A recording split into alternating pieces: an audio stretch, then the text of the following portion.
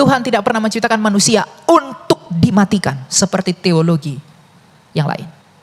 Allah menciptakan kita untuk hidup yang kekal, tetapi kegagalan kita mengasihi Dia membuat kita terpisah dari Dia sang hidup itu, sehingga kita pun mati terpisah dari Allah. Nah, ketika manusia itu jatuh ke dalam dosa, apa yang dijanjikan oleh Allah kepada Adam dan Hawa, Bapak Ibu? Apakah Dia menjanjikan agama untuk menyelamatkan mereka? Tidak. Jadi yang dijanjikan Allah sejak semula adalah anak laki-laki yang akan meremukkan kepala ular, dan ular itu akan meremukkan tumitnya.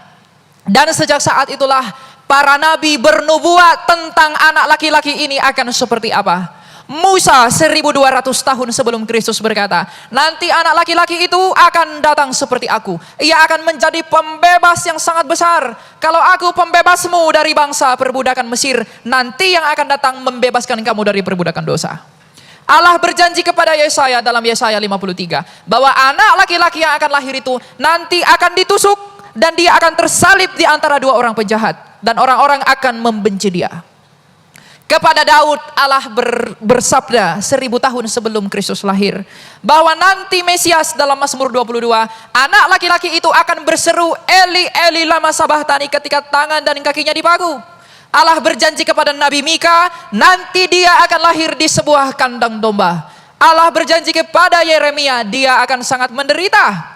Dan Allah berjanji kepada seluruh para nabi bahwa anak laki-laki itu akan datang dalam waktu yang singkat. Dan 2000 tahun lalu, lahirlah seorang anak yang bernama Yesus Kristus di sebuah kandang domba di Bethlehem dari seorang anak darah Maria. Dan ketika dia lahir, dia menggenapi nubuatan Nabi Mika. Ketika dia dihina orang, dia menggenapi nubuatan Nabi Yesaya. Ketika dia mati dan tersalib, lambungnya ditusuk, dia menggenapi nubuatan Nabi Yesaya. Ketika dia tersalib di antara dua orang penjahat, dia menggenapi nubuatan Yesaya.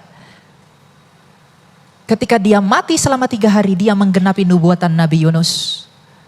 Dan ketika dia bangkit dari mati, dia menggenapi janji Allah kepada Adam.